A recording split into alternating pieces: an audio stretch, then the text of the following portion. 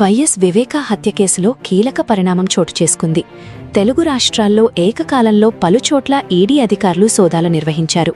MP YS Avinash Reddy, Bhaskar రెడ్డితో పాటు కేసులోని పలువురి ఆస్తులపై ఈడీ దృష్టి సారించింది. ఏపీ హైదరాబాద్లోని పలు ప్రాంతాల్లో సోదాలు కొనసాగాయి. పులివెందులలో దేవిరెడ్డి శివశంకర్ రెడ్డి, ఎర్రగంగిరెడ్డి, సునీల్ యాదవ్, దస్తగిరి తదితరుల ఇళ్లలోనూ తనిఖీలు చేపట్టారు. హవాలా రూపంలో నగదు లావాదేవీలు జరిగాయన్న అనుమానంతో ఈడీ అధికారులు ఆరా తీసినట్లు సమాచారం. మరోవైపు అవినాష్ రెడ్డి ఇంటి వద్ద ఈడీ సోదాల అనంతరం వైఎస్ మనోహర్ రెడ్డి స్పందించారు. ఉదయం 6 గంటలకు అధికారులు వచ్చారని, ఇంటికి తాళం వేసి ఉండటంతో అవినాష్తో మాట్లాడి తాళం తీయించినట్లు తెలిపారు.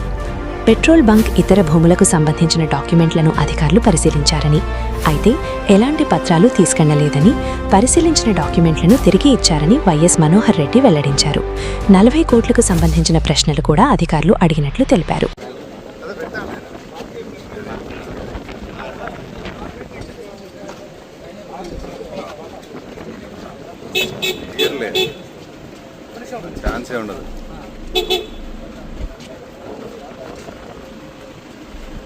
ఉదయము ఏడీ డిపార్ట్మెంట్ వాళ్ళు ఉదయం 6 గంటలకు ఇక్కడికి వచ్చారు. ఉదయం 6 గంటలకు ఇక్కడికి రావడం జరిగింది. నాకు 7 గంటల సమయంలో నాకు తెలిస్తే వెనకబడి నేను వచ్చాను ఇక్కడికి. వచ్చిన తర్వాత వాళ్ళు పర్మిషన్ అడిగి లాక్ తీయమని చెప్పి అడగడంతో మనం కనుక్కొని అవినాష్ రెడ్డితో మాట్లాడి లాక్ తీయడం జరిగింది. తీసిన తర్వాత వాళ్ళు లోపలికి వచ్చి మేము ఏమి చేయము, మేము ఊరికి వెరిఫికేషన్ మాత్రమే వచ్చాము, ఇక్కడ వాళ్ళు ఓన్లీ ప్రాపర్టీ వెరిఫికేషన్ మాత్రమే చేశారు, అంతకు మించి ఏమీ చేయలేదు. డాక్యుమెంట్స్ మాత్రమే అడిగినారు, డాక్యుమెంట్స్ చూస్తారు, దాంట్లో ఏమీ కూడా నన్నైతే ఏం క్వశ్చన్ కూడా చేయలేదు.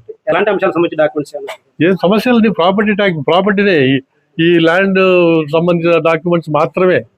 అవి కూడా ఏంటి ఉన్నాయి, ఇక్కడ పెట్రోల్ బంక్ డాక్యుమెంట్ ఒకటి, ఆ భూమి డాక్యుమెంట్ ఒకటి, ఈ భూమి డాక్యుమెంట్, ఇవి మాత్రమే చూస్తారు అంతే. నాకు తెలిసి వేరే డాక్యుమెంట్లు అయితే ఏమీ లేవు. మళ్ళా సమాచారం ఏం లేదు, వచ్చేంత పరిస్థితి ఏమీ తీసుకోవాలి, ఒక్క డాక్యుమెంట్ కూడా తీసుకోలేదు. అసలు వాళ్ళు ఏం ఇబ్బంది పెట్టలేదు, ఏం క్వశ్చన్స్ కూడా అడగలేదు, కానీ ఇబ్బంది పెట్టలేదు అసలు. అంటే ఒక మాట అడిగినారు, మీరు కూడా కేసులో ఉండారా సార్, మీ పేరు ఉన్నట్టుంది అండి. ఉండిండొచ్చు, దాన్నే ఉండదు అని చెప్పిన, అంతకు మించి ఇంకేం మాట్లాడలేదు. వాళ్ళు వచ్చారు, కేసు గురించి ఏమీ అడగలేదు వాళ్ళు. అంటే మీరేదో 40 కోట్లు ఏదో ఇచ్చారంట కదా అంటే, ఎవరు చెప్పినారండి 40 కోట్లు ఇస్తారు, ఎక్కడుంది ప్రూఫ్, ఎక్కడుంది అని అడిగినా అంతే, అంతకు మించి ఏం చెప్పలేదు. తర్వాత వాళ్ళు ప్రెజర్ చేసి మళ్ళీ ఏమీ అడగలేదు. ఎలాంటి ప్రాపర్టీ వాళ్ళు ఒక్క పేపర్ కూడా ముట్టుకోలేదు, డాక్యుమెంట్స్ అని చూసి మళ్ళీ వెనక్కి ఇచ్చేసారు, అంతకు మించి ఏం జరగలేదు. ఓన్లీ వెరిఫికేషన్ అంతే, అంతకు మించి ఏం జరగలేదు కూడా. దీంట్లో ఏమీ జరగలేదు, ఓన్లీ ప్రాపర్టీ వెరిఫికేషన్ జరిగింది, అంతకు మించి ఏమి జరగలేదు.